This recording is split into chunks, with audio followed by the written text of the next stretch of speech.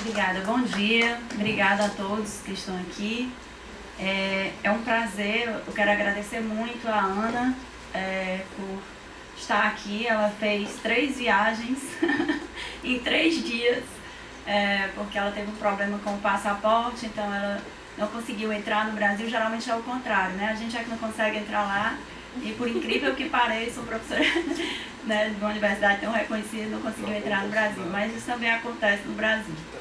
E aí ela teve que voltar para Nova York, voltou para cá, então assim, 3 dias, né? Deve estar bastante cansada, mas aqui muito disposta, generosamente, né? Discutindo com a gente. Então, eu queria apresentar a professora Ana. Ela fez o mestrado e o doutorado dela em antropologia na Universidade de Columbia. Ela é professora de Yale desde 2017, onde ela vem trabalhando estudos americanos, mulheres, questões de gênero, sexualidade, etnicidade, raça e migração.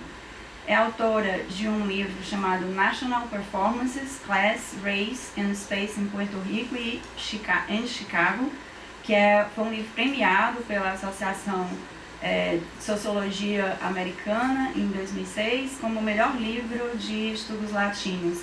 Ela também tem outros prêmios, publicou em várias revistas.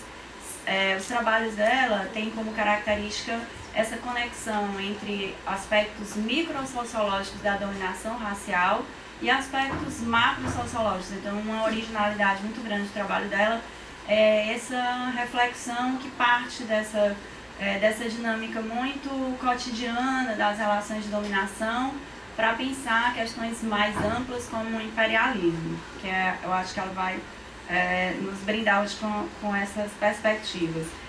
Uma coisa que eu queria chamar a atenção e que eu procurei trazer quando eu divulguei esse evento é que nós vamos estar ouvindo aqui hoje a respeito de um bairro que está no nosso imaginário como uma espécie de Brasil ideal, né? Muito interessante, porque eu pedi ao Evaldo para trazer hoje aqui as músicas do Tom Jobim, né? Então, quem chegou mais cedo aqui ficou um pouco entrando no clima, ouvindo Garota de Ipanema, e todas as músicas que permeiam o nosso imaginário como uma espécie de Brasil ideal. Só que o trabalho da Ana revela, de forma muito atualizada, porque ela trabalha com elites, né? Que é um esforço muito corajoso trabalhar com elites, mas assim, ela trabalha com elites que são elites que se adaptam, né, no mundo contemporâneo. Não são elites consideradas conservadoras, muito pelo contrário, elas se autoconsideram progressistas, mas nessa reatualização dessa ideia de novos valores que elas vão incorporando como elites, elas vão atualizando a supremacia branca. Outra coisa que eu também queria destacar, que pode parecer estranho para alguns, né, a gente usar aqui o termo branquitude, que ainda não é muito comum no Brasil, né, ele tem entrado no debate a partir do movimento negro, né, alguns ativistas vocês já podem ter ouvido falar, usar esse termo, mas ele é um termo ainda pouco usado no Brasil. E a gente está oferecendo uma disciplina na pós-graduação sobre racismo e branquitude, e que essa é uma perspectiva que vem mudando muito aqui no Brasil, né, nos Estados Unidos já há bastante tempo, desde o final dos anos 90, esse debate está muito grande lá, mas aqui no Brasil é muito recente. E tem sido muito rico dentro da disciplina, né, o processo de amadurecimento e de discussão que a gente tem feito sobre o que significa ser branco no Brasil, né? Então, nós que nos consideramos brancos progressistas, né, ou que brancos que lutamos, que somos antirracistas, a gente tem muito o que refletir sobre as nossas práticas. Eu acho que o trabalho da Ana nos ajuda muito nesse sentido. A gente muitas vezes tem postado nas redes sociais, vidas negras importam, né, como a nossa forma de salvaguardar o nosso discurso antirracista. Mas estudando, lendo os textos sobre branquitude, aprofundando esse debate com a Ana, que tem sido muito denso na disciplina, envolvendo inclusive autobiografias e um debate muito profundo, nós percebemos que nós ainda temos muito que avançar, e esse debate tem que ter também os brancos, né? Eu acho que a gente precisa incluir as pessoas brancas nesse debate, ou seja, os brancos pensarem de forma muito mais profunda sobre o nosso próprio racismo cotidiano. Então esse é o nosso desafio, não é um desafio confortável, não é um passeio no parque, como diz uma aluna minha, e não se parece muito com essa coisa bossa nova do Tom Jobim que a gente estava ouvindo há pouco. Então a gente vai entrar agora no trabalho da Ana Ramuzai. Seja muito bem-vinda e muito obrigada por aceitar o nosso convite. Eu quero agradecer, só um minutinho, eu quero agradecer a algumas pessoas muito importantes. Primeiro, o professor Fábio Gentili, que foi muito gentil, né, nesse processo todo e compreendendo várias questões que aconteceram no percurso. Quero agradecer toda a turma de Racismo e Branquitude do curso, que tem tido muita garra, o volume de leituras é muito grande, eles têm dado conta, a maior parte dos textos em inglês também. Quero agradecer ao Evaldo, que é o bolsista da minha pesquisa, que está sempre me dando apoio e suporte técnico, e as secretárias que também, do departamento, que também colaboram. Muito obrigada, gente, a todos vocês pela presença.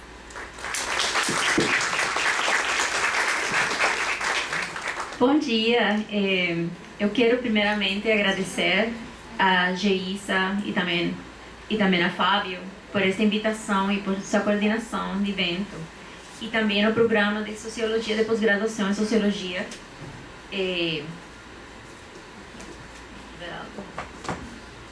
Agora. Bom, tá. E desculpa meu portunhol, se qualquer coisa que você não entenda, eu posso repetir sem problema.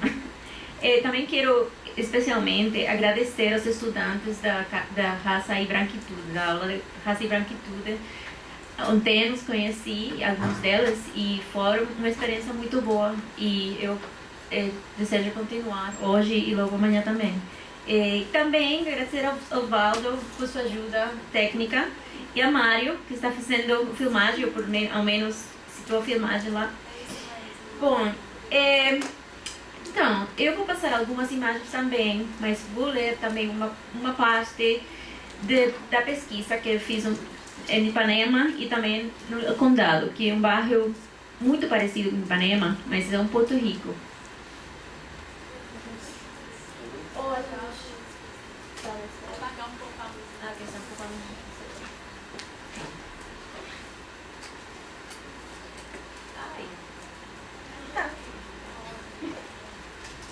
Uma coisa que eu esqueci. Não sei se pode ler. Vou tentar. Bom, se você quer a primeira imagem, obrigada. Em março de 2016, a foto de uma babá de pele escura e uniforme andando atrás de um casal branco brasileiro, enquanto empurravam crianças pequenas em um carrinho de passeio por Ipanema, cautivou a mídia brasileira. O casal, vestindo as cores da bandeira brasileira, e a babá participaram da... Sabe que eu vou precisar a luz, acho que não veio muito aqui. Obrigada. Talvez podemos fazer alguma coisa que a luz faz quando muda.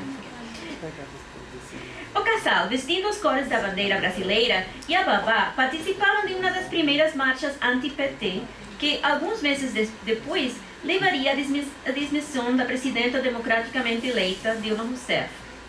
A babá, na foto, foi finalmente identificada como Maria Angélica Lima, 45 anos, que trabalhava como babá folguista para os filhos de Carolina Maia Prakonic e seu marido, Cláudio Prakonic, vice-presidente das finanças de Flamengo, um dos times de futebol de Rio de Janeiro. Muitos se deram na conta da ironia por trás da imagem de uma família rica de Ipanema carregando sua babá em uma manifestação contra o Partido dos Trabalhadores. Um partido que tinha sido responsável por elaborar uma legislação que protegia os direitos trabalhistas das babás e dos trabalhadores domésticos. Fomos para protestar contra toda essa corrupção vergonhosa, disse Carolina em uma entrevista, enquanto alegava estar chocada e com medo da violência dos críticos, que consideravam ela uma dondoca clássica. Nos meses seguintes a este evento, o Brasil viveu uma grande polarização sobre questões diversas e internamente contraditórias, culminando em marcha a favor e contra o impeachment de Rousseff em 2015 e a prisão do ex-presidente Lula da Silva como parte da investigação Lava Jato. Pode mudar? Obrigada. Essa imagem, eu fiz uma apresentação assim na Índia. Eu queria assegurar-me que todo mundo na Índia sabia onde ficava. Então, não, eu sei que vocês sabem onde fica Ipanema e onde fica Porto Rico, mas por si acaso. E pode mudar a outra mais? Pode. Tem um quebra-luz para ela. Tem um quebra-luz para ela. Você quer que eu mude para outro lado da mesa? E talvez pode... Oh, é a mesma... E a tela está queimando. Bom. Eu tenho um telefone que eu escolho ter a luz. Muito bem.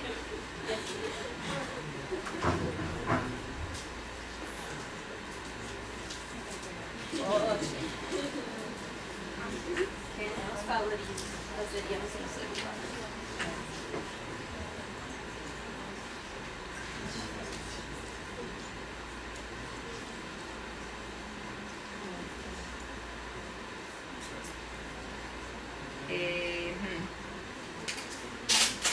Ok, a única coisa é que eu não sei como... Eu sei. Eu tenho.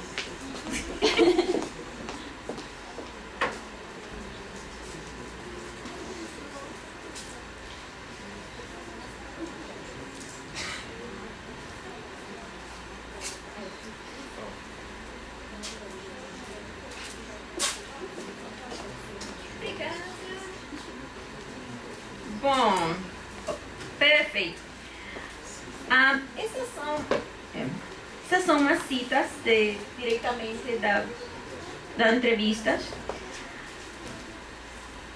A mais de 500 quilômetros da manifestação política do Rio, em meu condado, um distrito próspero em São Juan, Porto Rico, Tony Fortunio Barnett disse: morar no condado é uma parte muito importante da nossa maneira de ser pais. Mari Blanca Giusti, esposa de Tony, também apontou: nem todo mundo pode oferecer um bom ambiente para seus filhos. Expor a natureza, estar ao ar livre, ao invés de ficar sentado diante de uma tela. No condado temos um estilo de vida muito mais saudável e mais ativa. Isso é o que eu digo a Tula, nossa empregada, porque os netos dela vivem na frente da televisão. E a gente fala para ela: Tula, você precisa levá-los ao parque, ao ar livre. Mari Blanca e Tony pareciam quase irmãos. Ambos eram altos, atléticos e permanentemente bronzeados. Ao longo dos anos de meu trabalho de campo, eles insistiam que esses indicadores óbvios da riqueza material e estilo de vida luxuoso não significavam nada para eles. O que importava era o seu crescimento personal e as jornadas espirituais e o bem-estar emocional. Mari Blanca explicou: quando fiquei grávida do Diego, passei a me interessar pela espiritualidade oriental e me tornei professora de yoga. Queria mudar minha vida. Nosso país está em crise e muita corrupção. Isso requer uma transformação de todos nós, de dentro para fora. A economia moral da riqueza, implícita nos comentários de Mari Blanca, desafiava os ideais modernistas do aumento tecnológico e do desenvolvimento industrial, a centralidade do materialismo e do consumo e o valor incondicional de todas as coisas ocidentais. Como consumidores minimalistas, pais como Mari Blanca incorporavam uma versão da política da austeridade nacional e de uma austeridade subjetiva. Eles recorriam a uma narrativa neoliberal da austeridade para denunciar os males de consumo irresponsáveis de seus subordinados e conectavam estas denúncias com a discussão sobre a dívida nacional, bem-estar social e o meio ambiente. Esse espírito prático, como pessoas despojadas em Ipanema e gente sencilla em el condado, estava fortemente ligado a mudanças de perspectivas legais hemisféricas sobre raça, a diversidade e uma versão geral ao comportamento do consumidor no mercado de massa. O trabalho doméstico no Brasil, Porto Rico e o mundo todo sofreu mudanças significativas ao longo do século passado, como consequência das aspirações e dos requisitos da modernidade. Sua forma social atual em Ipanema, e talvez em outros bairros da élite liberal, reflete como a modernização requer mudanças nas estruturas morais do privilégio. Meus interlocutores viam as relações afetivas como subordinados, como evidência de suas virtudes morais e suas habilidades socioemocionais, assim como de suas perspectivas progressistas em relação às questões sociais e raciais e dos avanços modernos de seus respectivos bairros e países. Essas são fotos aéreas da Ipanema e o Condado.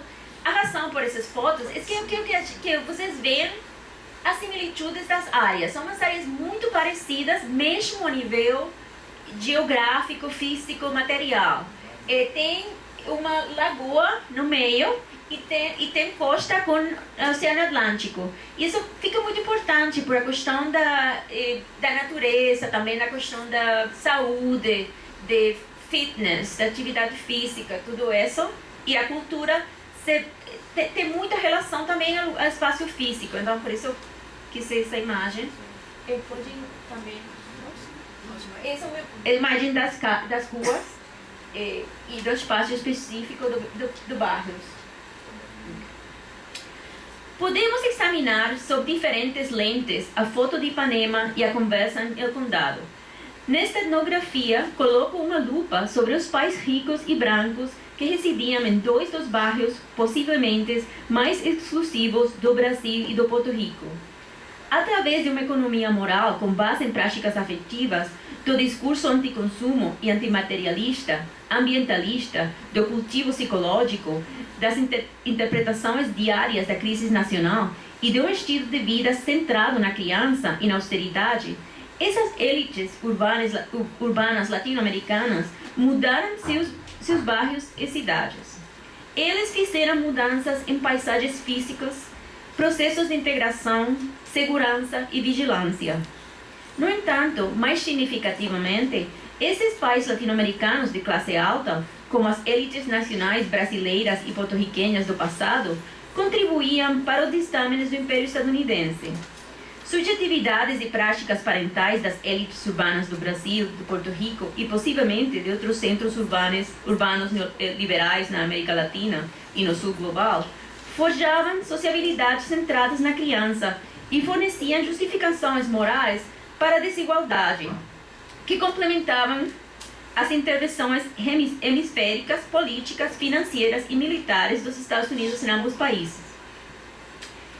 Essas vinhetas ilustram o que eu chamo de impérios parentais. O escopo da parentalidade pode não ser o que a maioria dos leitores imagina como império, colonialismo ou soberania. No entanto, estou particularmente interessada em ir... Obrigada. Obrigada. No entanto, estou particularmente interessada em ir além das imaginações convencionais de império, branquitude e soberania para entender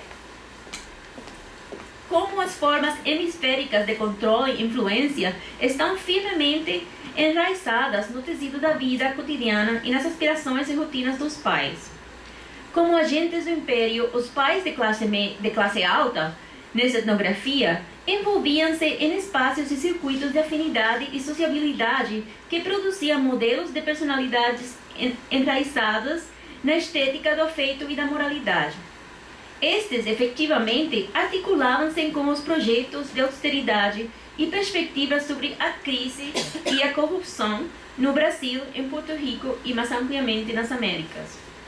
A parentalidade, com todas as suas intensidades, aspirações e linguagens neoliberais, reivindicação de especialização em ciência e ênfase no cultivo do mundo interior, tornou-se uma formação imperial eficaz e moralmente legítima. Você pode mudar? Pode. O uso da corrupção como um ponto de encontro onde as classes mais altas estabeleciam parcerias com as classes médias também reforçava as narrativas de difusão e patologia das populações mais baixas e frequentemente racializadas. A utilização de uma narrativa de corrupção para explicar o fracasso do governo brasileiro foi aplicada de forma semelhante em Porto Rico durante o tempo de meu trabalho de campo. As classes média e alta de Porto Rico associavam quase exclusivamente a corrupção ao governo e às instituições públicas de Porto Rico, ao contrário dos crimes de colarinho branco de sua própria classe. Defendiam a opinião de que a privatização e a concessão de incentivos fiscais a investidores estrangeiros eliminariam a corrupção e acreditavam que a austeridade era a única saída para a crise da dívida do país. Naturalmente, isto nunca foi uma narrativa exclusiva das classes altas.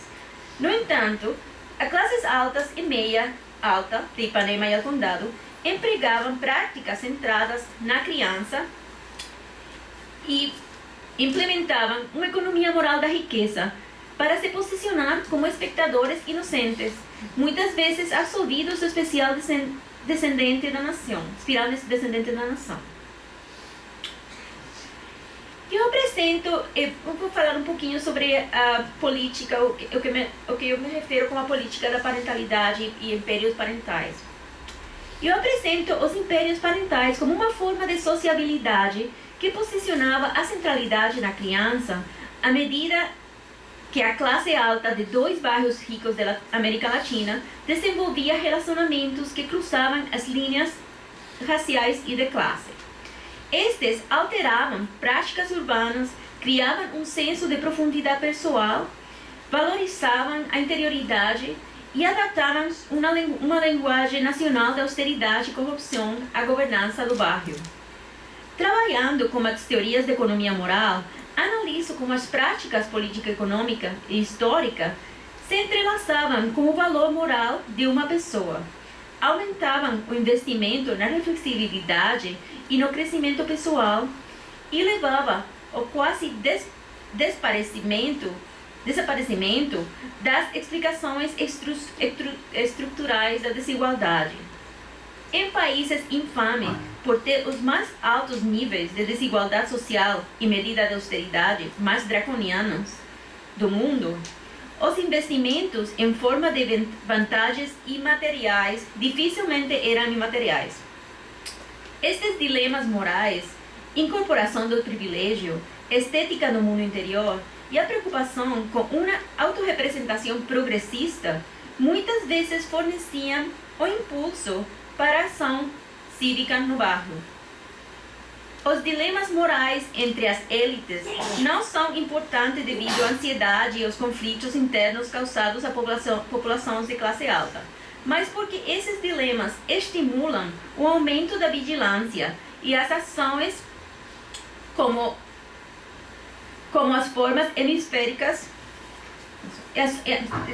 e ações de privatização que tiverem um impacto direto e material em outros grupos racializados e estigmatizados, como os imigrantes dominicanos da República Dominicana, em caso de El Condado, e os imigrantes de partes empobrecidas do Noroeste brasileiro, em caso de Ipanema. Essa parentalidade produzia uma esfera pública, íntima, na qual a soberania tornava-se a soma de ações privadas e de valores individuais. Isso, efetivamente, situa a ação social em torno da desigualdade longe das concentrações congeladas de riqueza e em direção à cultura, comportamento íntimo, sentimentos e moralidades, o plano afetivo. Um estado de bem-estar em declínio e severas medidas de austeridade foram moralmente justificadas através das novas posições da cidadania ativa e responsável, como as formas de impérios parentais.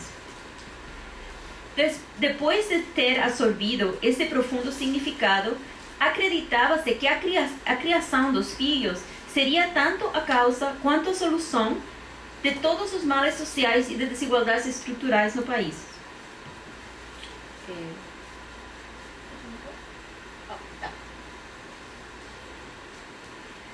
O referencial teórico dos impérios parentais é basado em 3 pilares, cada um realizando parte do trabalho que o conceito propõe.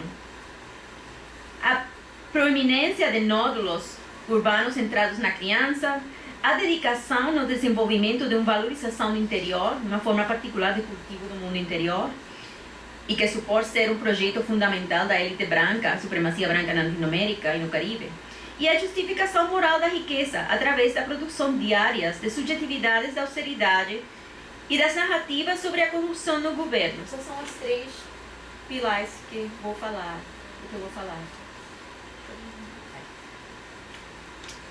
Um dos pilares dos impérios parentais em Ipanema e El Condado eram o que eu falo, nódulos urbanos centrados na criança.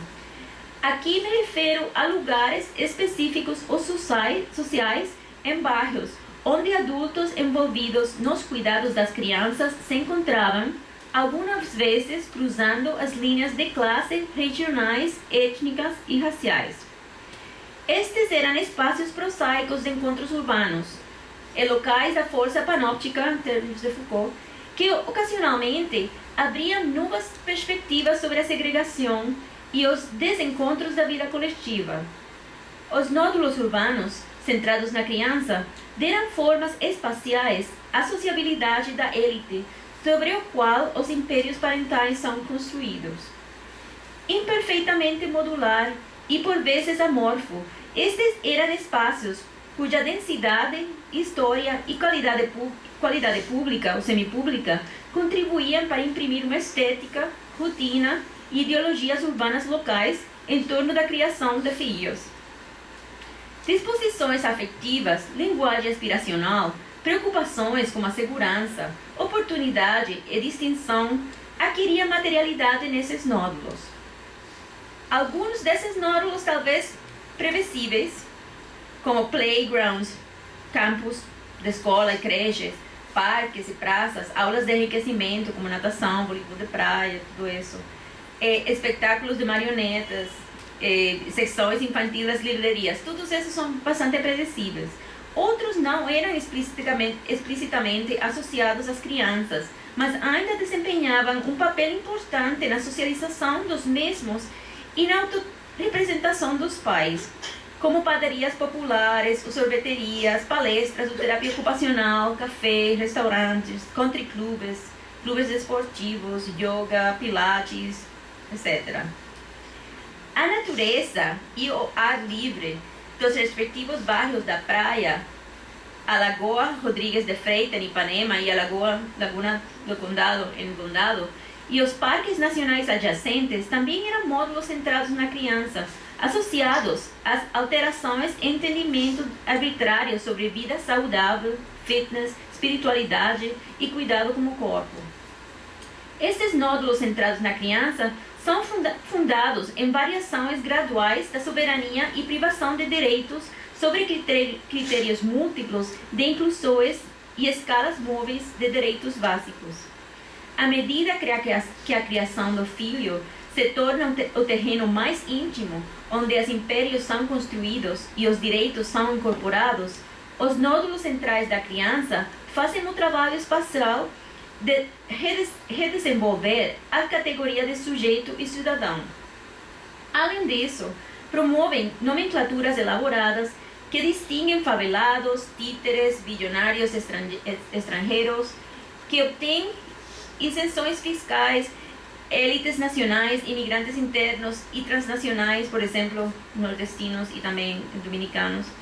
Eles produzem escalas de diferença e afiliação que seguiam uma divisão clara entre governante e governado.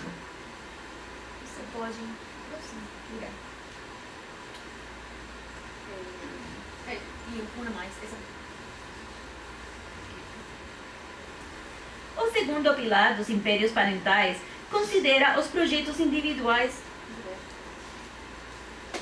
Acho que não está em espanhol, está no original. mas talvez pode traduzir. O segundo pilar dos impérios parentais considera os projetos individuais de espiritualidade orientalista e de crescimento pessoal como centrais na criação de filhos.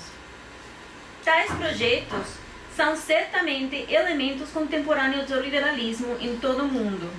Em Ipanema e o Condado, tais projetos de interioridade também foram fundamentais para a solidificação e legitimação do privilégio branco. Embora as elites intelectuais brasileiras e porto-riquenhas do início do século XX tivessem visto várias formas de democracia racial, por exemplo, mestiçagem no Brasil e mulatagem em Porto Rico, como um traço nacional intrínseco, as elites contemporâneas de Ipanema e do Brasil cultivavam a estética do mundo interior, que permitia aos mesmos preservar seu privilégio branco, enquanto alternadamente sustentavam, questionavam e eram ambivalentes enquanto aos princípios da democracia racial. Portanto, praticamente todos os interlocutores, tanto de Ipanema quanto do Condado, reconheciam o racismo e a discriminação racial de seus países, enquanto propunhavam o cultivo do mundo interior como um lugar onde essas desigualdades sociais provavelmente seriam eliminadas. Eles imaginavam como as populações socialmente subordinadas e marginalizadas poderiam alcançar sua realização pessoal trabalhando no desenvolvimento espiritual e na autorregulação para superar qualquer situação infeliz da vida que eles poderiam encontrar.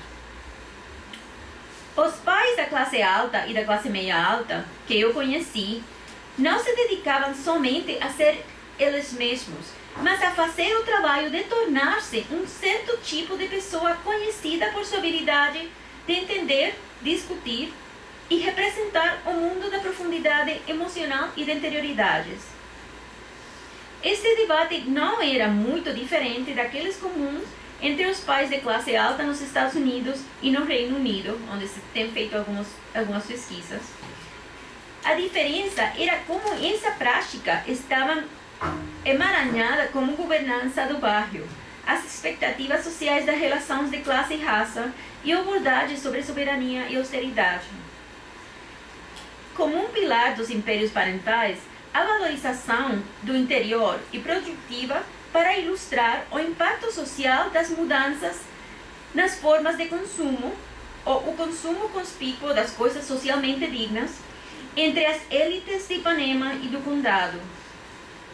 Nesses bairros, o luxo explícito e as exibições superficiais da riqueza não eram mais sinais inconfundíveis da respeitabilidade, modernidade ou de valor pessoal, como pode ter sido uma geração anterior. Para que a interioridade se constituía numa forma de capital, esta precisa ser ativa e continuadamente perseguida, trabalhada e nunca completamente realizada. Os pais da classe alta de Ipanema e do Condado viam seu mundo interior não como apenas quem você é, mas como quem você é e o que você pode se tornar, como um trabalho em processo, enraizado no compromisso, dedicação e trabalho duro, portanto acessível a qualquer pessoa que quisesse fazer esse trabalho, inclusive imagina pessoas morando à margem destas comunidades. Nestas formas de autocultivo, há uma demanda para um futuro ordenado, onde as hierarquias não sejam tão obstrutivas e os desejos não sejam corrompidos pelo peso da culpa e da violência histórica. Você pode. O terceiro pilar dos impérios parentais concentra-se nas redes sociais de cuidado centradas na criança que os pais da classe alta recrutavam. Os adultos inseridos nessas redes, membros da família ampliada e trabalhadores domésticos, serviam como representantes de uma economia política mais ampla do sul global, incluindo as histórias coloniais, transnacionais e imperiais do Brasil e do Porto Rico. Era através dessas redes de atendimento centradas na criança que uma retórica nacional de corrupção e um foco na austeridade adquiria uma base diária imediata. Ainda anterior. Essa é uma frase de uma mãe porto-riquenha, está no espanhol também, mas vou tentar traduzir. Depois do furacão Maria, temos o Trump tirando toalhas de papel e também temos comida no barco de carga, que não chegamos ao destino. Basicamente, a questão, o que ela está dizendo aqui é que nós podemos criticar muito no governo, mas realmente é a corrupção a nível pessoal o que está causando as inequidades locais. Basicamente, tomando culpa a nível pessoal dessas outras questões estruturais. E eu não sei se esta notícia teve tanta importância no Brasil, mas quando o furacão Maria aconteceu no Caribe, Porto Rico, uma das coisas que passou, os porto-riquenhos pagam impostos aos Estados Unidos, né? Então, por isso, quando passam desastres desse tipo, eles se supõem que eles recebem ajuda a raiz dos impostos que eles pagam. Mas isso não aconteceu aqui. O Trump foi para Porto Rico e uma das coisas que ele fez foi tirar as pessoas que congregaram, tirar papel de toalha, né? Como assim, como uma coisa muito irrespeituosa e tudo assim. Então, essa imagem vem de isso. Só para explicar.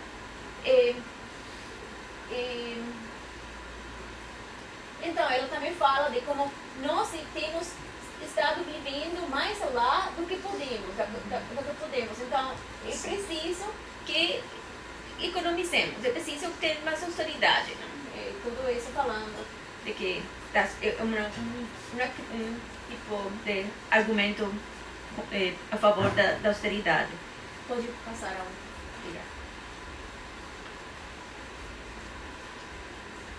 E essa é uma frase mais ou menos comparativa de Suleyman Adler, uma residente e mãe de Ipanema. Embora tecnicamente o Brasil seja uma nação soberana e Porto Rico seja um território dos Estados Unidos, ambos os países questionaram sua capacidade de ter suas ações políticas democráticas respeitadas. A lógica colonial dicta que os impérios devem incorporar assuntos coloniais para esconder a desumanização. Desde a década de 2000, o caminho específico adotado pelas elites brasileiras para interagir com as economias centrais foi transformar o país em uma plataforma internacional de valorização financeira. A remoção de uma presidente democraticamente eleita no Brasil em 14, 15, a proposta do Conselho Fiscal Federal, no caso do Porto Rico, para subversionar o governo de Porto Rico, por exemplo, sugerem uma ausência de valor democrático e de autonomia política. Nas elegantes salas de Ipanema e do Condado, os moradores especulavam sobre como tais crises nacionais e as divisões políticas afetariam a segurança pessoal, os relacionamentos íntimos, o futuro e a qualidade de vida de seus filhos. Eles contemplavam quando exercer poderes arbitrários enquanto categoria de cidadão que pertencem a bairros específicos para punir transgressões e fazer a habitual exceção da lei. As discussões em torno da corrupção e os méritos da austeridade tornaram-se o fio condutor de como os impérios parentais legitimavam a desigualdade social, a privatização dos recursos nacionais e a intervenção estrangeira. Os impérios parentais nos bairros ricos desta etnografia eram baseados em uma economia moral do privilégio, da riqueza e da branquitude. A questão da busca por uma maneira moral de ser rico e branco em países com desigualdades econômicas espantosas está entrelaçada com os projetos imperiais, coloniais e com as aspirações soberanas. Possivelmente, melhor do que outras subjetividades adultas, a educação dos filhos fornecia uma base efetiva para as élites legitimarem sua riqueza e seu privilégio racial. Entre as populações ricas da América Latina e do Caribe, uma nova forma mundial e cosmopolita de parentalidade operava como lado afetivo de uma economia moral de riqueza. A retórica da responsabilidade fiscal acompanhou a implementação da política de austeridade. Essa retórica da austeridade se apresentava como uma panaceia para as crises econômicas, atribuindo a responsabilidade dos gastos excessivos das administrações anteriores. A disciplina fiscal foi posicionada como a solução para a atual crise do capitalismo. Então, a resposta correta ao futuro precário seria reduzir o Estado e condensar os gastos públicos. Embora a austeridade, como um remédio fiscal, dificilmente funcione, como já visto em muitas economias em que a austeridade levou a uma segunda fase da recessão, a austeridade ainda assim continua a ter um apelo moral entre as classes altas de Ipanema e do Condado. Os arquitetos da austeridade e os moradores de Ipanema e do Condado, que a apoiavam, colocavam as crises financeiras como as que afetaram o Brasil e Porto Rico durante o período da minha pesquisa, no campo do trabalho moral e ideológico. Afirmavam que as várias formas de redes de segurança social e o compromisso de alguns governos no suporte a seus cidadãos, por meio da prestação de assistência social, se tornavam muito onerosos. As élites brasileiras e porto-riquenhas integravam os centros geopolíticos de poder e as manifestações locais desse poder. Uma política de atenção centrada na criança estava entrelaçada como maneira pela qual as operações de soberania, austeridade e corrupção se materializavam no cotidiano dos bairros e adquiriam uma base moral. Os impérios parentais fornecem uma estrutura para analisar a vida de um segmento da população cuja retórica e crenças parentais, deliberada ou involuntariamente, foram complementar a vitória eleitoral da extrema-direita do Brasil e do Conselho Fiscal dos Estados Unidos no Porto Rico, o que reforçou o controle colonial do Porto Rico. Em vez de desenvolvimentos benignos ou idiosincráticos, as sociabilidades contemporâneas centradas nas crianças são, de fato, bastante prejudiciais e mobilizam as élites nacionais a realizar o trabalho moral do Império Estadunidense das Américas. Formas de controle imperial, através da divulgação de ideias rígidas e arbitrárias do que constitui ser bom país, frequentemente enfraquecem a hierarquia da raça e classe e promovem uma economia moral de riqueza, que se torna uma característica endêmica dos impérios do norte global no século XXI. Como parte da aula de raça e branquitude, nos próximos dias examinaremos a branquitude e esperamos desenvolver um diálogo produtivo entre as estruturas materiais, deconstrucionistas e afetivas identificadas.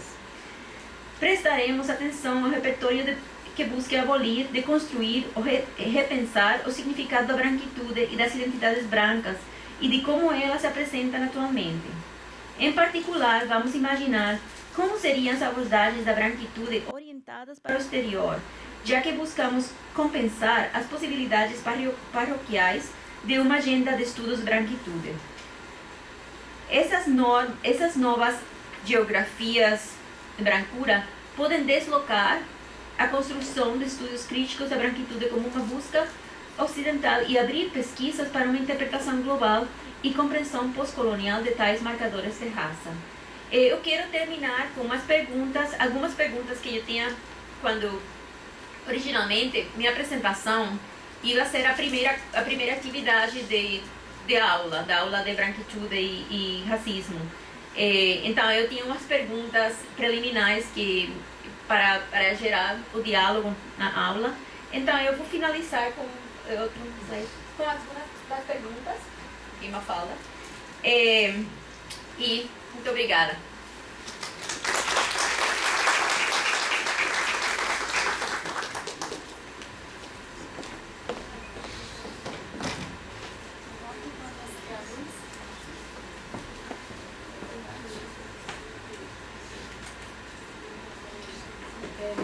vocês estão me ouvindo, a gente vai abrir o debate agora. Eu queria só falar 2 esclarecimentos que eu acho que são importantes. Um é quanto à tradução do termo parentalidade, que não tem uma tradução em português e ela usou a palavra, então, só para esclarecer, a gente tem pensado juntas numa forma de traduzir isso, e na metáfora que ela fala, quando ela fala em parenting empires, né, que é uma ideia de, tem a ver com criação de filhos, como a gente chama aqui no Ceará, mas acho que a gente poderia traduzir como gerando impérios, né, porque eu acho que tem a ver com essa ideia de geração, que é continuamente reafirmação através dessas ideias de cuidados com as crianças, como isso, através disso vai se reafirmando a questão da supremacia branca. E às vezes também outra coisa importante que eu acho que a gente está sempre discutindo isso no curso, é que quando a gente fala em supremacia branca, geralmente a gente pensa na Ku Klux Klan, né, nos próprios o próprio Bolsonaro, que tem feito afirmações abertamente racistas, e muitos dos seus apoiadores. E, claro, muitos dos interlocutores da Ana são também apoiadores do Bolsonaro. Mas muitos interlocutores dela são brancos, como muitos aqui, como nós. Então, o que ela está falando, por isso que é tão revolucionário o trabalho da Ana, porque ela está trazendo para uma perspectiva de racismo que desnuda os racismos de pessoas como nós, que nos consideramos progressistas. Então, embora ela tenha interlocutores que são afinados com esse discurso racista, a maioria deles, quem lê o livro dela, aliás, outra coisa importante que eu queria acrescentar é que a Ana teve a generosidade de nos passar um livro que ainda é inédito, né? Vai ser publicado agora, que é exatamente essa pesquisa dela. E os alunos estão fazendo o mini curso, estão tendo a oportunidade de ler esse livro. Então, eu queria até também aproveitar para fazer um outro esclarecimento, porque alguns alunos procuraram tentando fazer o mini curso, mas em função de trabalharmos com autobiografias nesse processo, e em função também de trabalharmos com uma literatura muito densa, infelizmente a essa altura não é possível mais fazer o mini curso, porque já viemos trabalhando essas questões desde o começo do semestre.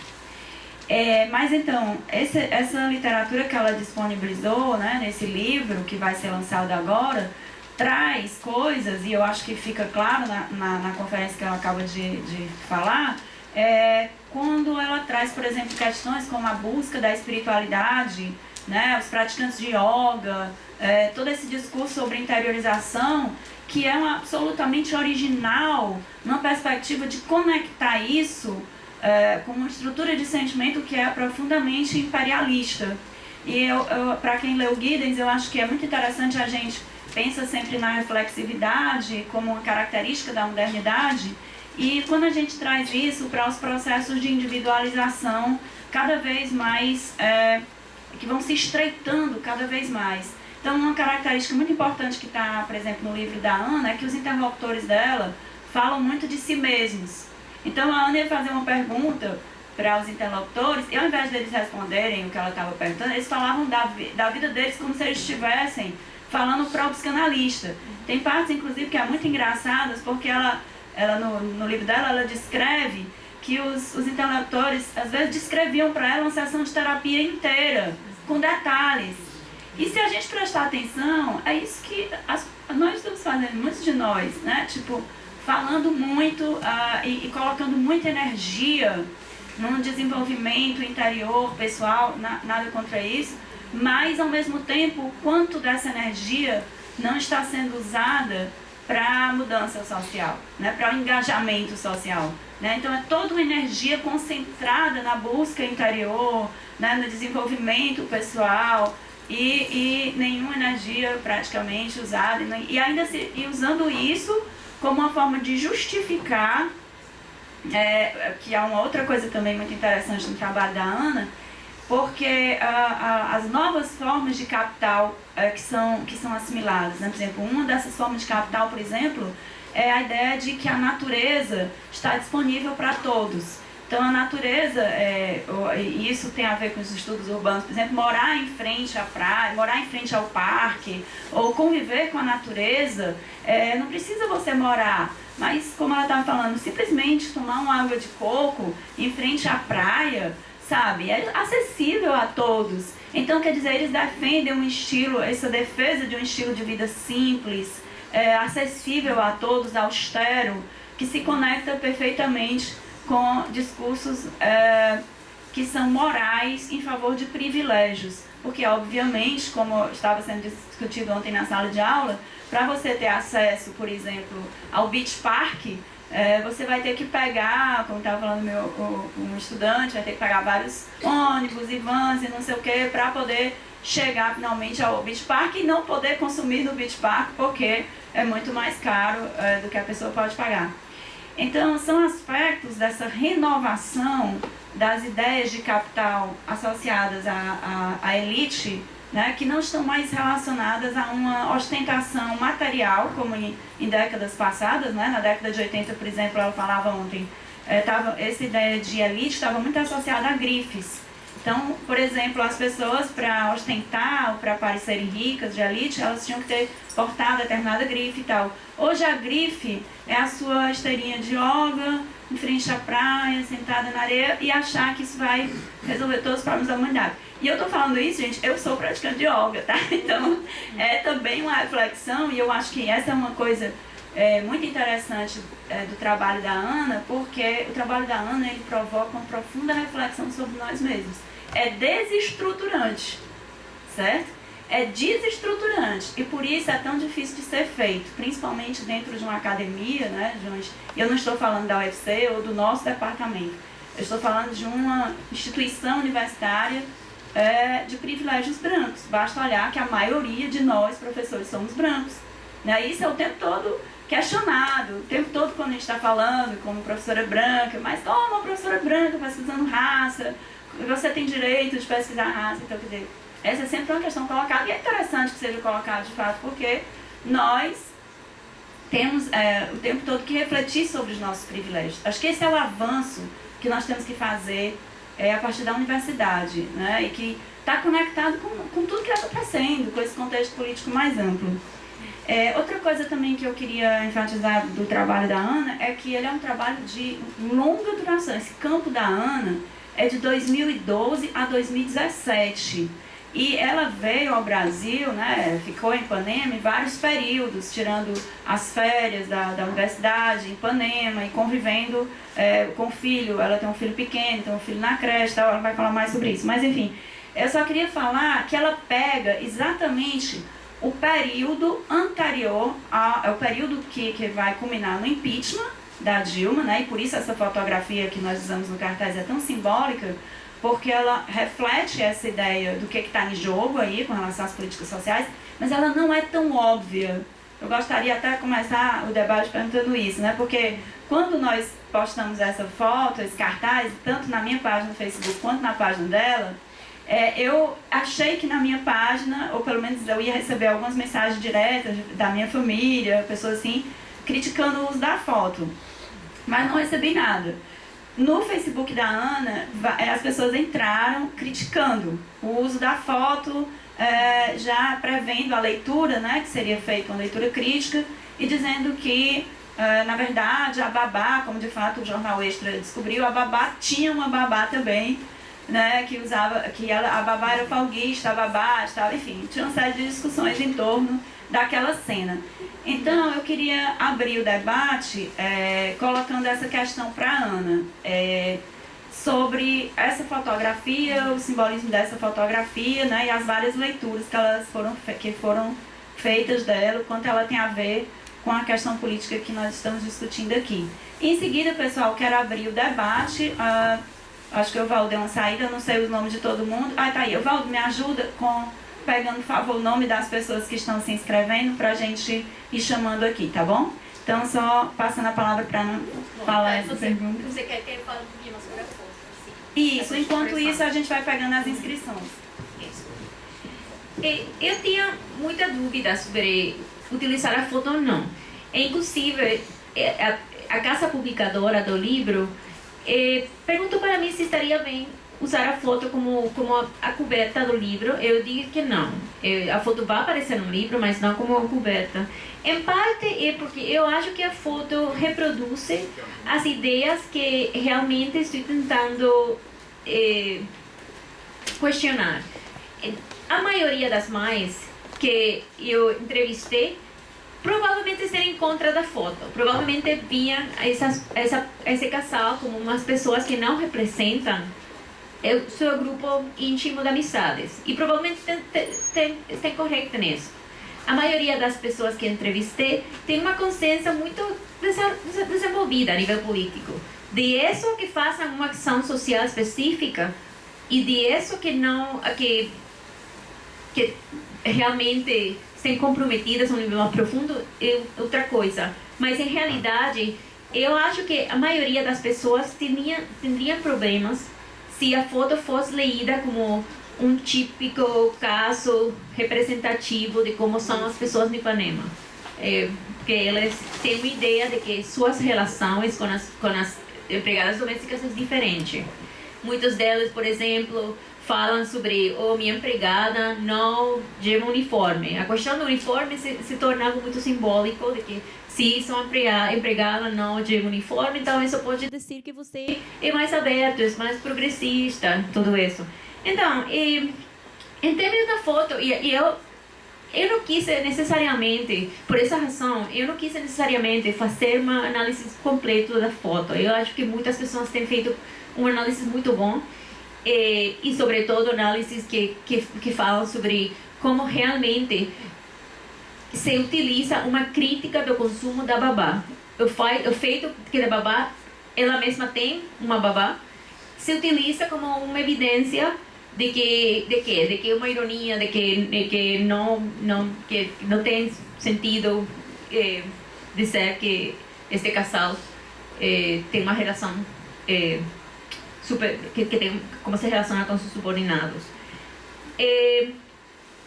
E eu acho que seria interessante, e alguns jornalistas fizeram entrevistas com todo mundo, com a babá, com a família da babá, com os casais novamente, e acho que pode ter diferentes leituras, mas o principal para mim é que eu não acho que esse casal necessariamente seja tão representativo de feito. O feito que o casal se sentiu tão atacado, se essa foto for circulado tem uma geração atrás, ninguém tivesse comentado. Era o que se esperava. O próprio feito de que o babá precisou justificar publicamente sua decisão de trazer a babá é parte indicativa da questão da economia moral, do que eu falo. Então. Pronto, então já temos alguns inscritos. Os inscritos não vieram. Vamos ver se a gente consegue, talvez, você falar do próprio lugar, se quiser vir aqui também, pode ficar à vontade, tá? Então a gente já tem inscritos no Renê. Renê, você quer vir aqui ou quer falar dele mesmo? E em seguida o Carlos.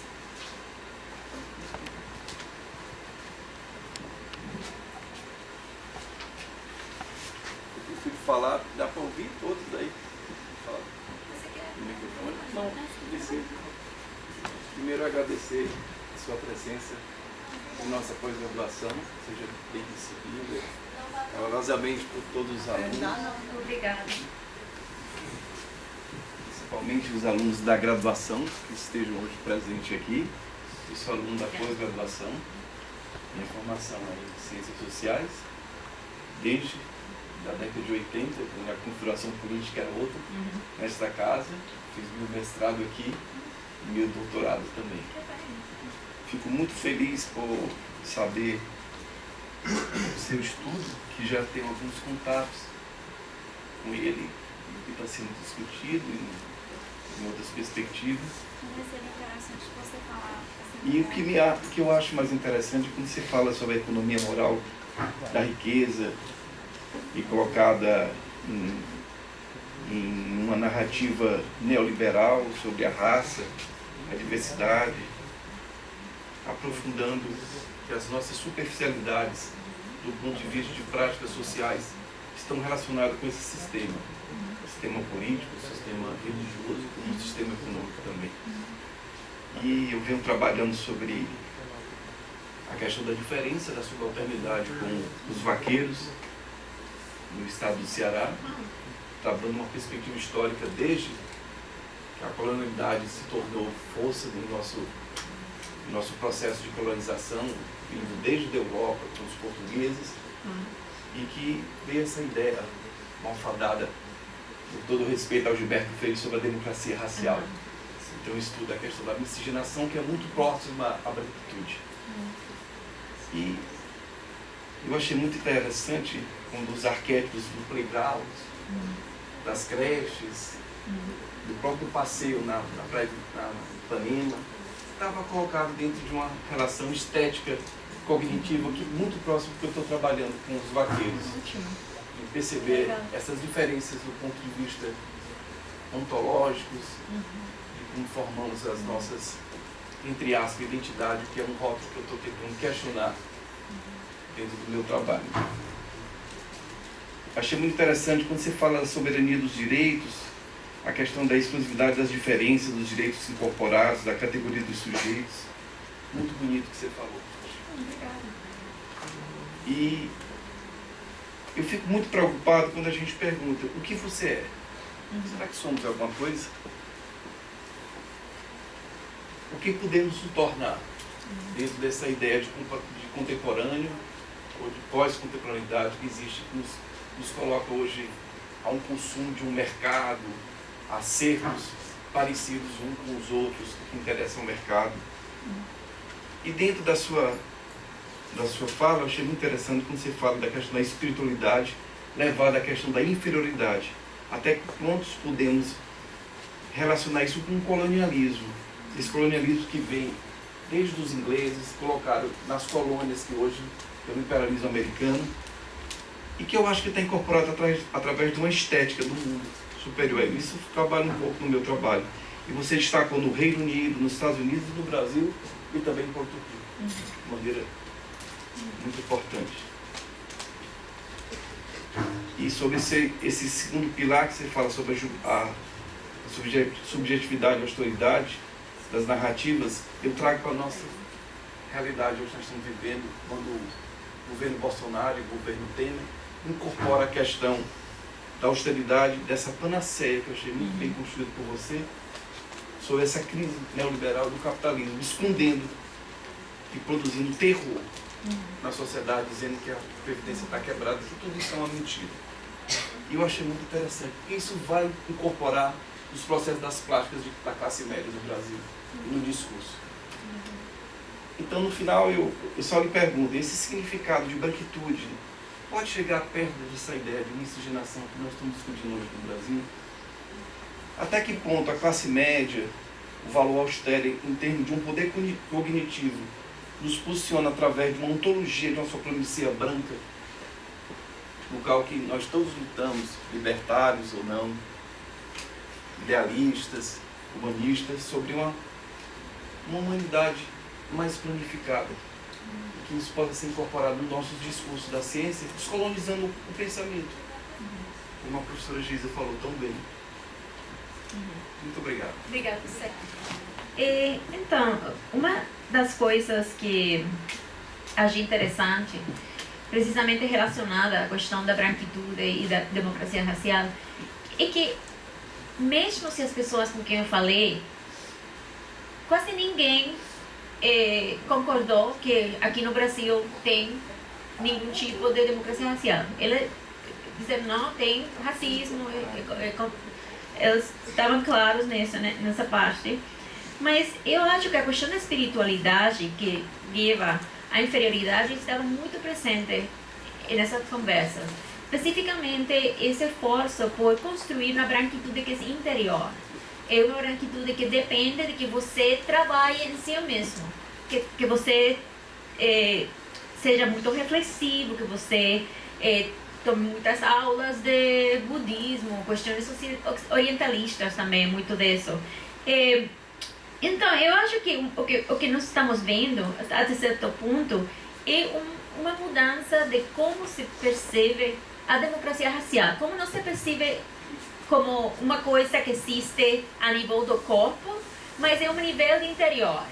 E a pergunta, então, se torna, que faz isso? Que faz essa movida de ver a democracia racial como uma questão de estética observável, versus ver a questão da democracia racial como uma questão de estética interior. E como as pessoas acham que todo mundo tem acesso a esse desenvolvimento pessoal, não importa que raça seja.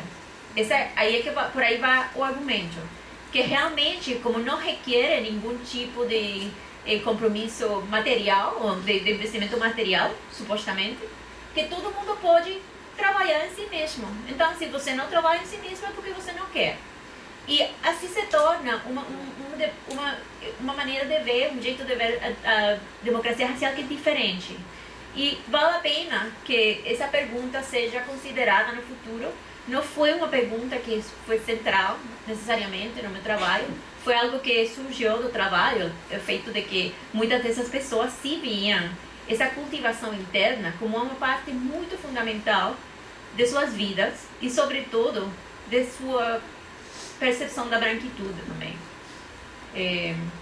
Outra coisa que eu queria comentar é que quando uma fala de todas estas coisas e parece que uma coisa a nível muito abstrato, mas não é. Em parte, por exemplo, os pais de Ipanema, eles conseguiram que as linhas de ônibus mudaram suas rutas, porque eles não pensavam, eles não achavam que as pessoas da Zona Norte deveriam vir à Zona Sul nos fins de semana e compartilhar na praia. E eles tinham tanto poder, e usando a linguagem de meus filhos, e precisamos segurança para nossas famílias, e tudo isso, usando essa linguagem, eles conseguiram que o governo municipal, o governo federal, que eles, estatal, que eles redirigiram as rutas de ônibus durante os fins de semana. Durante as semanas, suas domésticas vinham essa ruta, então não mudaram nada, mas durante a questão de passeio, da praia, isso assim. Tem repercussões muito de política pública. Não é uma coisa somente sobre as elites devem mudar sua identidade. É uma questão de que esse tipo esse tipo de investimento em si também gera uma questão muito específica sobre a política pública de uma região, de uma área. Então, perfeito. Ana, eu vou sugerir que a gente faça um bloco para que você responda todos juntos, porque às vezes tem... isso, temos 1, 2, 3, 4, 5 inscritos, tudo bem? Aí a gente também tem que encerrar. Se alguém mais quiser se inscrever, agora o cálice para sempre. Mais uma, Suiane, ótimo. Saruano, pronto. Então, a gente tem 6 inscritos, tudo bem? Então, você eu prefere vou ouvir 3 umas e 3? quantas? 3 e 3. 3 e 3, Mas tá certo. pode combinar, talvez se tenha o mesmo tema. Você prefere então as 6 e depois você fala, ou 3 e 3? Eu acho que é as 6, porque senão Eu só vai ficar posso muito 3. bom. Tá. Carlos? Gente, eu lembrei que a gente está gravando, então, se vocês, por favor, puderem falar olhando para a câmera, ou pelo menos olhando para a plateia, fica mais fácil. Que a gente vai ver como disponibiliza esse vídeo também para outras pessoas que não estão presentes, né? Se a Ana permitir. Obrigado pela oportunidade de falar, primeiramente. E uma das coisas que eu achei muito interessante foi a questão da internalização e espiritualidade.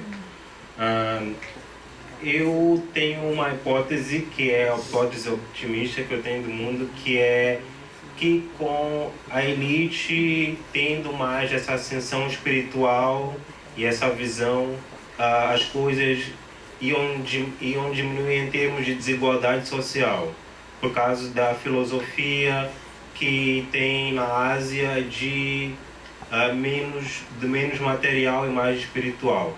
Então, a minha pergunta, eu não sei se tem muita literatura sobre isso, é como é que a branquitude vê essa questão de se livrar do material para ter acesso ao espiritual. Tem monges na Índia que se livram até das próprias roupas para chegar a um estado espiritual mais elevado. Então, eu gostaria de saber mais de como a branquitude se vê nessa situação e essa questão da meritocracia também, na questão de deixar as coisas para os filhos. Como essa questão de meritocracia, quem recebe tudo dos pais tem mérito de receber aquilo? Então, essas duas questões que eu gostaria de deixar. Vou tomar a segunda questão, a segunda pergunta primeiro. Logo volto à questão de... Prefere responder logo ou tentar mais duas? Bom, tá, Pode podemos. ser? Raquel, eu acho que juntando 3 fica É, melhor, verdade. você vai esquecer. São muitas coisas.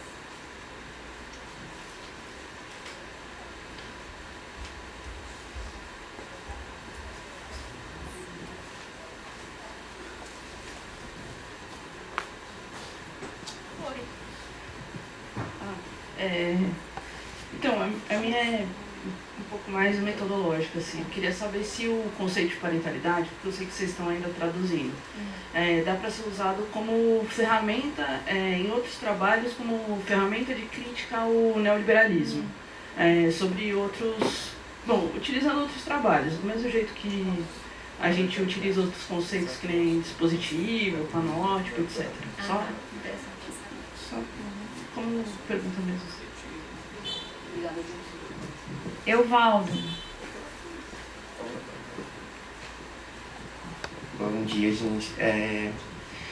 A minha fala é mais no sentido sobre os nódulos urbanos centrados na criança, né? Que é uma das coisas que eu acho mais interessante no trabalho, porque eu acho que é isso que liga todas as questões da pesquisa, né? A questão da economia moral, dos espaços, de como a criança acaba sendo utilizada ali como essa ferramenta moral para legitimar um discurso, né? E aí eu lembro do que a gente discutiu ontem sobre a necessidade dessa branquitude ter agora um argumento de legitimidade. E muito no sentido de pensar tipo assim, se você pensa essa criança, né? Porque quando a gente fala dos nódulos urbanos centrados na criança, a gente pensa como um espaço de sociabilidade entre os pais, né? Um espaço de sociabilidade adulta. E aí, dentro dessas relações, né, dessas relações raciais e de classe, né, e de trabalho, e que tem a criança como essa ferramenta que ela acaba ficando só nesse papel da ferramenta, né? Eu quero saber se de alguma forma nesse seu trabalho de campo você pensou essas crianças. Então, eu vou começar, porque tem muita coisa. Primeiramente, eu vou começar para trás para frente. Né? A questão dos filhos, uma das coisas que é muito central no argumento é que a parentalidade não tem que ver com os filhos. Realmente não tem que ver. Tudo tem que ver com os pais e os adultos em torno desses filhos. E por isso mesmo, algumas vezes, se tenham seus filhos, eu compartilho muito com os filhos também, mas em nenhum momento eu realmente me concentrei nelas, mesmo se realmente não foi um estudo sobre elas, e foi muito a propósito não fazer o estudo sobre os filhos. E era em parte porque a questão da parentalidade é uma identidade adulta que acho que não realmente toma muito em conta a identidade do filho em particular. É uma identidade que todo mundo é pai de uma maneira muito comum, muito similar, independentemente de quão diferentes são os filhos que eles têm. E por esse sentido, a questão do filho não se torna uma variável significativa. Então, por isso vai também seguindo com a questão da parentalidade como ferramenta. Eu não tinha pensado nisso, mas uma questão que eu tenho sigue, uma pergunta que continuo tendo, é por que, se todos esses pais leem tanto literatura, inclusive em inglês, onde se vê o término parenting, que acho interessante que não tenha feito uma tradução, ainda não tem. Eu vi uma vez usado parentalidade para anunciar uma palestra em uma livraria de Ipanema.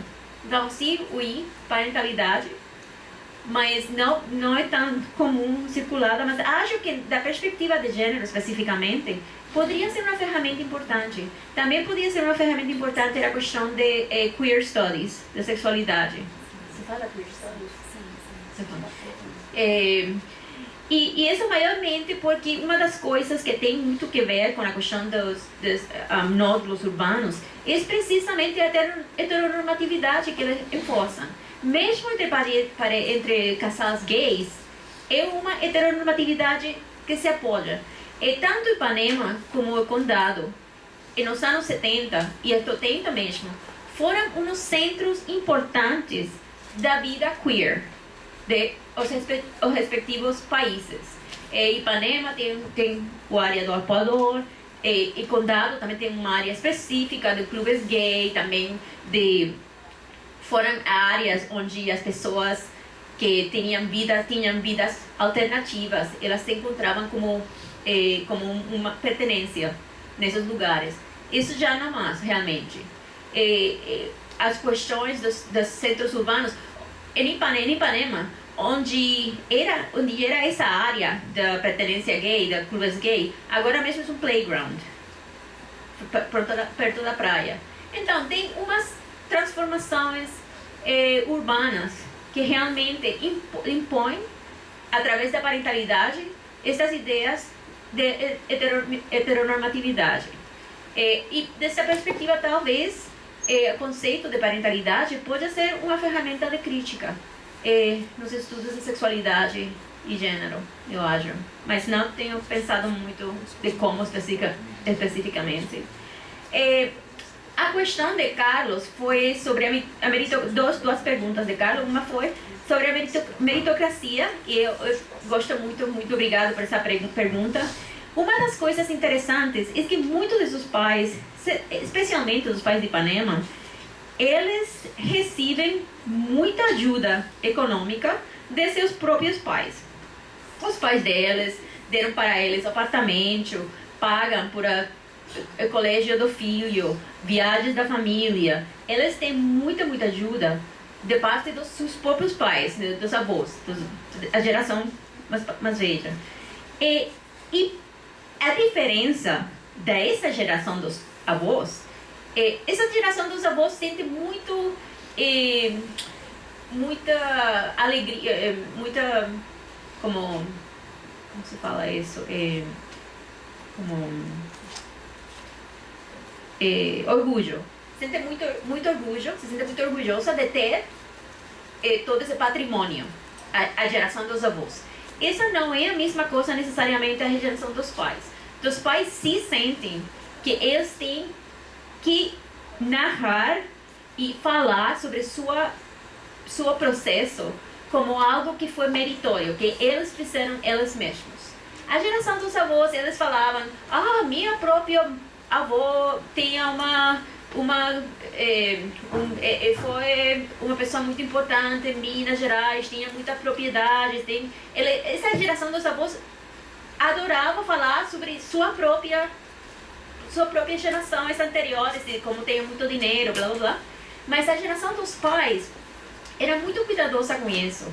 Muitos deles estavam muito conflitidos do feito que os pais tinham que prover o apartamento, que eles mesmos não tinham comprado o seu apartamento, por exemplo. E tem muita coisa em torno a isso. Eles queriam construir uma narrativa de meritocracia, mas em realidade é uma muito cultivada essa narrativa, não? Uma narrativa que era muito fácil de fazer. Em um caso em particular, uma das mães se mudou para Portugal precisamente porque ela sentia que ela tinha seu apartamento em Ipanema porque seus sogros tinham dado para eles. E ela queria sentir que eles podiam ter uma própria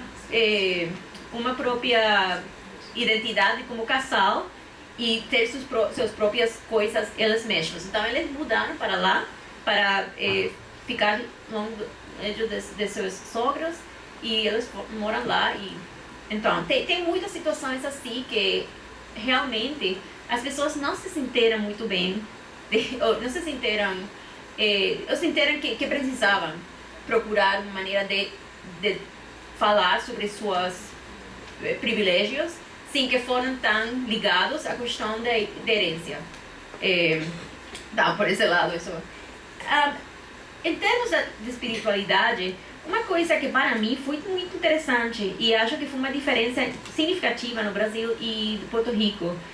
No Porto Rico, a questão espírita, a questão kardecista, é associada muito com as classes vajas, com as classes populares. Não é algo para nada que as classes meia alta vão a seguir, para nada. Porto Rico é predominantemente a classe, os pais que eu entrevistei eram católicos, até certo ponto também judeus, que foi interessante, porque eu não achava que tinha tantos judeus no Porto Rico. Muitos deles foram exiliados cubanos dos anos 60, ou um pai foi. No caso do Brasil, interessantemente, muita da questão da espiritualidade iba ligada à questão também kardecista, como prática filosófica, intelectual e tudo isso. E mesmo nesses tipos de outras formas de espiritualidade, também estava essa separação entre essas formas de espiritualidade e de práticas associadas com os negros versus as práticas associadas com essas populações brancas de classe média e meia alta, que acho que foi interessante. Mas as práticas que sim foram comuns era a questão orientalista. Muito orientalismo é uma questão que na Latinoamérica talvez seria importante fazer um estudo sobre isso. Eu acho que tem um livro sobre Zen em Brasil que é muito bom, mas realmente vale a pena ter um pouco mais de pesquisa sobre essa área de orientalidade no Latinoamérica, não somente nos Estados Unidos ou Europa, que é a maioria dos projetos se fazem. Eu acho que tenho todos. Certo, a gente tem mais Isabel, Lohane e Saruana. Isabel. Já? Se mais alguém quiser, pessoal, pode ainda se inscrever, tá bom? Tá. Ana Letícia.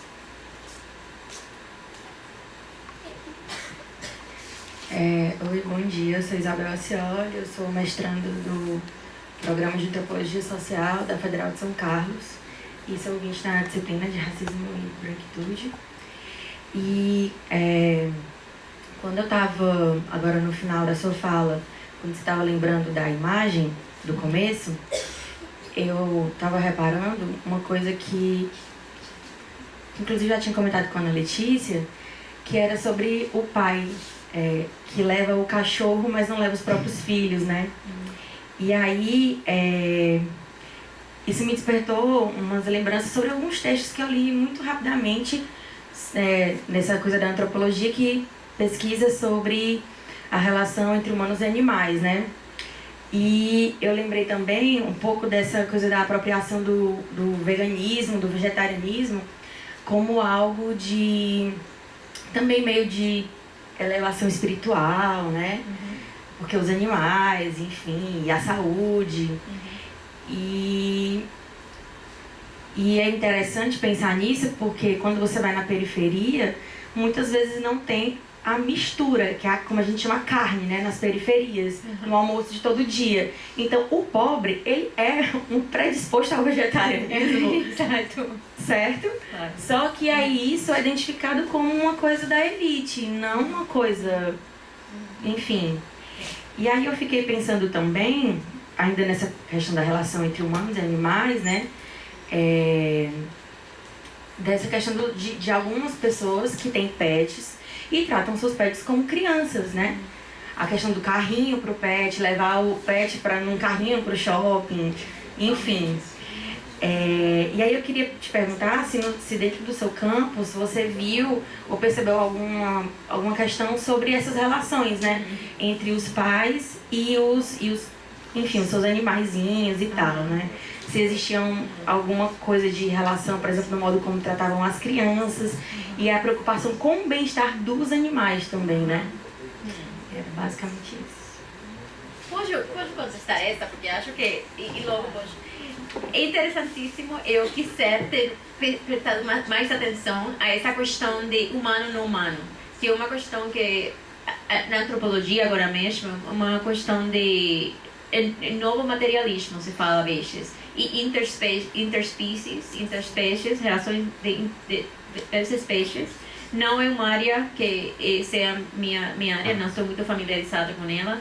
E então qualquer coisa que eu diga é puramente anedota, né? Não tem uma questão empírica, mas você está completamente certo em que a questão do animal, da família, é muito importante e centrado para essa classe, certamente. E não só o animal e a questão afetiva com o animal, mas também o cuidado do animal. O animal se recream as mesmas questões do cuidado do animal que você tem com os cuidado dos filhos. O animal precisa ir a corte de cabelo, precisa ter alguma pessoa que passeie, se a família está de viagem, não tem um babá que eu faço. Animais também têm uma conexão muito direta com os empregados da casa, que em última instância são as pessoas que cuidam delas, porque é uma questão que cuidam delas, e também as expectativas de que os empregados da casa tratem o animal da mesma maneira, do mesmo jeito afetivo do que as pessoas do casal. Então, todas essas ações ameritam, eu acho que seria ótimo um tipo de pesquisa assim. Isso seria uma pesquisa interessantíssima, em termos, sobretudo, de estudos da élite.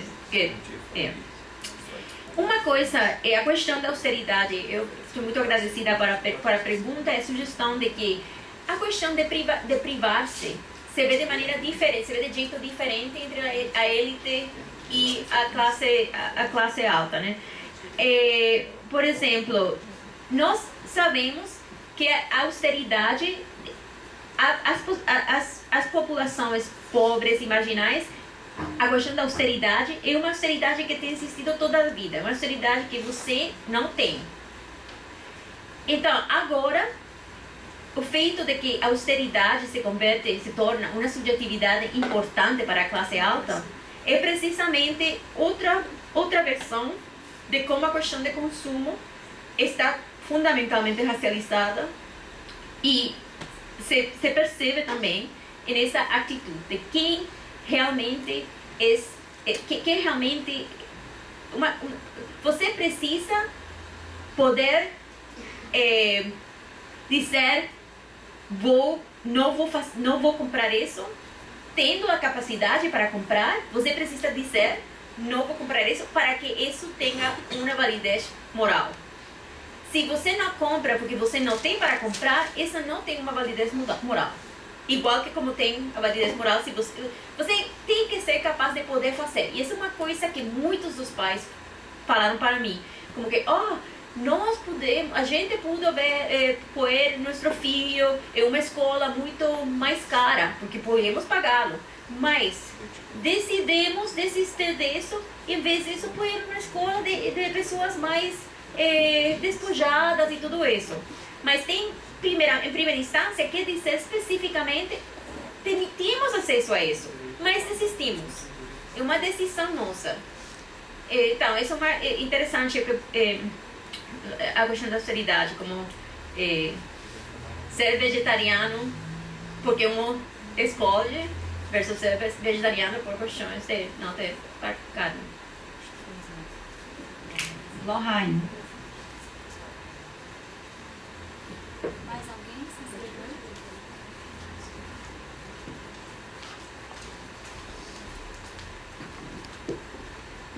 Bom dia, sou a Lohane. Primeiro, assim, eu estou muito feliz porque você foi uma referência na minha monografia e eu tinha que me falar. Fui orientada pela professora Geisa. E aí eu queria muito que você lesse monografia, que chama Eu, Empregada Doméstica, no Cyberativismo Feminista e Antirracista. Eu escrevi sobre a página Empregada Doméstica, né, que é de uma rapper feminista, negra, gorda, né, plus size, que tem uma super militância aqui no Brasil, que é de São Paulo, e tem tipo uma super ligação, né, só que eu falo mais da visão da mulher negra, né, você tá falando da branquitude, né, que eu acho que é massa porque casa muito. E aí no meu trabalho eu coloquei essa questão, né, citando o teu texto, né, esse texto que você traz para cá pra gente, eu citei muito essa questão da mulher, né, da empregada doméstica, ela ser ao mesmo tempo invisibilizada e ao mesmo tempo hipervisibilizada, né? Eu tive agora num evento, eu tô me tremendo porque eu tô com muito frio, muito mesmo. Tá 30 graus lá fora e menos 3 aqui dentro. E aí eu fui para um evento, né, que tipo a minha sobrinha é toda, né, empoderada, negra, e quer ser modelo.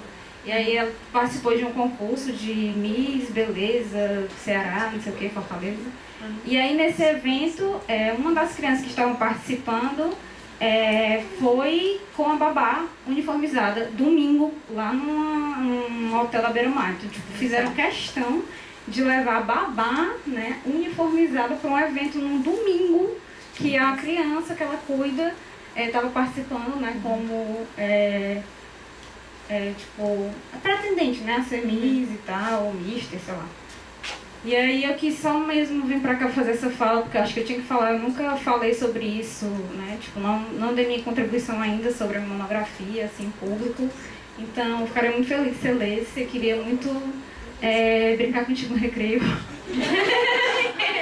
E, enfim, gente, era isso, assim, né, trazer essa contribuição de como as empregadas domésticas, né, são vistas e como, tipo, na monografia eu tentei um pouco, né, falar, porque eu não inventei nada lá, mas dei algumas contribuições sobre isso, de como eu esqueci a palavra, mas, tipo, é como se fosse uma continuação mesmo, né, é uma continuação desse nosso racismo escancarado de 300 mais, né, anos de escravidão aqui no Brasil, e que a empregada doméstica, né, que tipo, nós temos dados, né, que são maiorias mulheres, negras, pobres, né, que perpetuam esse modelo de escravidão, né, que a gente viveu e vive até hoje no Brasil. Então era mais para dar essa contribuição. Obrigada. Eu adoraria falar mais com você, né? Acho que te passo meu zap.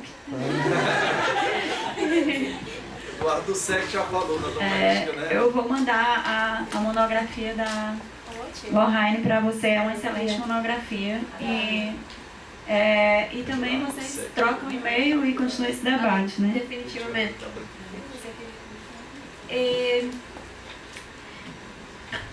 Acho definitivamente, não sei se, mas uma das coisas que acho que seria muito importante, algo que temos falado mais ou menos indiretamente nas aulas, na aula de ontem, mas também podemos seguir falando, é sobre a questão de a representação, mas não a representação em termos de quem fica representado, mas quem tem autoridade ou autenticidade para fazer estudos de quem. Todo mundo pode fazer estudos de todo mundo. Quais são as questões, os limites de uma pessoa que não pertence a uma certo grupo para fazer os estudos desse grupo. E tem muitas perspectivas quanto a isso. E eu acho que por isso mesmo é muito importante que podamos fazer projetos, pesquisas similares, mas de diferentes perspectivas. Eu acho que isso seria uma questão empírica importante, certamente uma questão política importante, epistemológica importante. E estou tentando ver, mas uma das coisas que fica como pergunta, que podemos continuar elaborando também na aula, é quem realmente, quem tem a possibilidade, quem tem a legitimidade e autoridade e também autenticidade para fazer que tipo de pesquisas? Eu acho que isso é uma pergunta importante. E não sei se tem um pouco que ver também com a questão de como uma percebe, inclusive, a mesma imagem da pessoa. A mesma imagem de começo da babá. Não sei se contestei, mas... acho que eu vou falar algumas coisas, talvez você pode complementar depois. Bom, a gente está chegando ao fim e eu queria colocar primeiro o seguinte, que eu acho que muita gente, talvez algumas pessoas aqui ficaram frustradas porque não se inscreveram no curso, não estão fazendo um mini curso e tal, mas eu quero dizer que essa é uma agenda de pesquisa que a gente está iniciando. Então, essa discussão sobre elites que nós estamos fazendo, e principalmente a partir de uma perspectiva teórica de branquitude, é uma agenda de pesquisa que a gente está inaugurando. Então, que eu espero continuar e que tenham outras pessoas interessadas nesse debate também. Então, nesse sentido, a Ana vai estar sempre sendo uma interlocutora nossa. Né? Ela tem interesse nessa parceria e eu acho que isso é um fruto de um projeto de internacionalização. A gente está trabalhando aqui nessa perspectiva de projeto de internacionalização. Acho que acho que a gente pensa muitas vezes em produtos como publicações e tal, mas eu acho que um produto muito talvez interessante ou para mim relevante é justamente a criação de novas agendas de pesquisa. Então, acho que isso deveria ser computado nos nossos relatórios, deveria constar, porque nós estamos formando pessoas com novas ideias ou perspectivas teóricas para pensar relações raciais. Esse é um ponto que eu quero destacar como fruto da nossa parceria e da vinda da Ana aqui. Outra coisa também que me ocorreu, que eu queria compartilhar com vocês, é que ao trazer as músicas da Bossa Nova, né, para o início aqui do nosso evento, coloquei músicas de Bossa Nova, e Tom Jobim e tal e coisa, eu estava fazendo uma reflexão que eu gostaria de compartilhar com vocês. Existe uma autora que complementa muito bem o trabalho da Ana, que se chama Lia Schuckman, e ela trabalha de forma crítica a branquitude na Bossa Nova. E isso eu acho muito interessante, essa reflexão sobre a Bossa Nova, do ponto de vista da branquitude, porque é muito significativo de que a gente não estranhe a Bossa Nova como sendo uma música representativa de uma elite branca. Como a gente assimila a Bossa Nova como uma música, muitas vezes, pelo menos, eu falando como branca, também reconhecendo meu lugar de fala como branca, de classe média, como eu assimilava e assimilei a Bossa Nova durante muito tempo como uma música brasileira e agradável, que eu adoro, continuo gostando. E aí eu me lembrei da Beyoncé. A Beyoncé, quando eu estava morando nos Estados Unidos, ela fez um espetáculo no Super Bowl, em plena efervescência do Black Lives Matter, que ela assume-se como uma mulher negra ativista. Naquele momento, a Beyoncé se torna negra. E ao se tornar negra, surgem várias piadas que circulam, memes, brincadeiras com os brancos, alguns podem ter circulado aqui no Brasil também, que diziam assim, os brancos perceberam que a Beyoncé era negra, aí todos saíam correndo. Quer dizer que quando a Beyoncé, desculpa que eu não sei todas as músicas da Beyoncé, mas tipo assim, quer dizer que quando a Beyoncé cantava aquela música tal, não sei o que, ela era negra? Aí os brancos, ela era negra, e saíam correndo desesperados. Claro que é uma sátira, mas eu queria trazer essa ideia de quando a Beyoncé se torna negra para retomar um insight da Isabel no nosso curso, que é o tornar-se branco, né? Que eu acho que é uma coisa que a gente tem muito que desdobrar, viu, Isabel, essa ideia.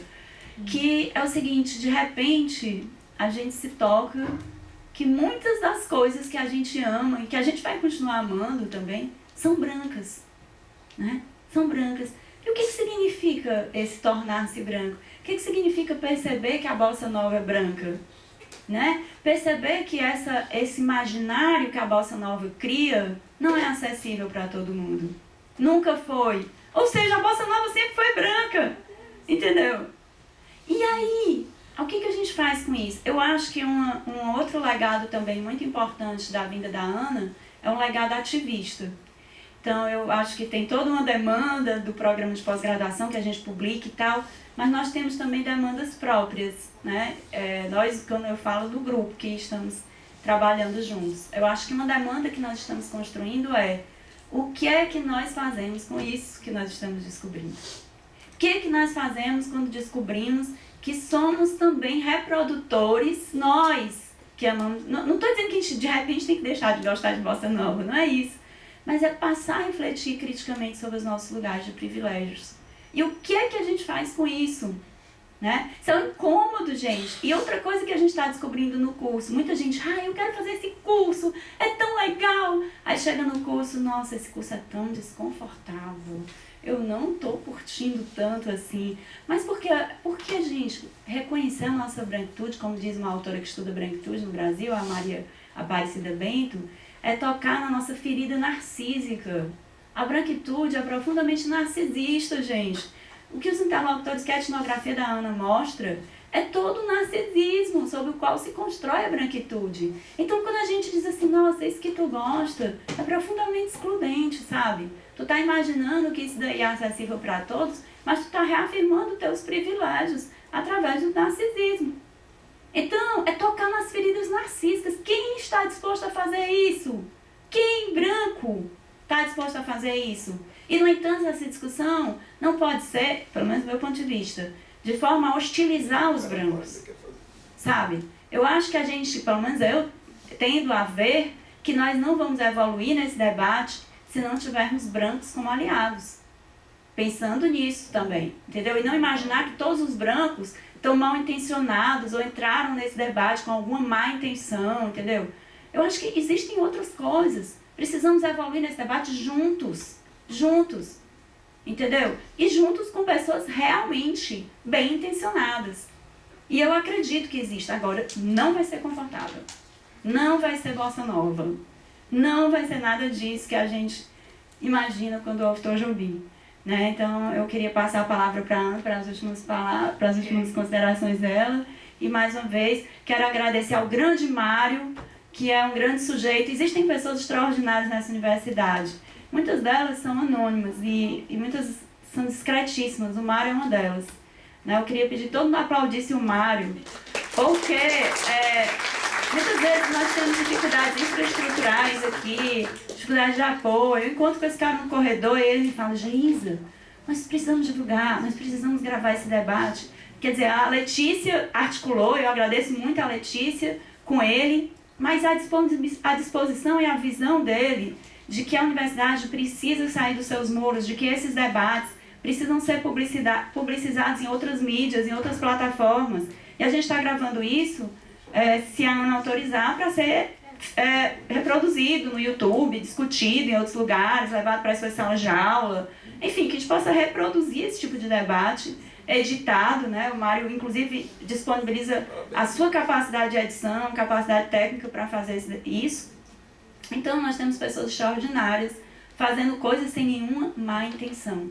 Eu acredito nisso, em pessoas bem intencionadas, porque eu sou, certo? E acredito que muitos de vocês também são, e a gente tem que fazer essa discussão acontecer, mesmo que ela seja incômoda, difícil, nós temos que fazer ela acontecer. Agradeço muito, mais uma vez, a presença de todas as pessoas queridas, e principalmente do grupo que está corajosamente trabalhando com a gente essa discussão, né? E passar para a Ana. Vai ser muito curto. Acho que tem muito do que você diz. Precisamos também, podemos falar mais nesta tarde na aula. Eu sei que alguns de vocês não estão na aula, mas eu acho que é importante, porque tem tantas vertentes da mesma... que você falou. E somente para agradecer, eu não tenho nada mais que añadir, acho que falei muito. Mas muito obrigada por sua assistência também, novamente, por receber-me de uma maneira tão cálida e me sentindo como em casa. Então, agradecida e até seguimos conversa. Né?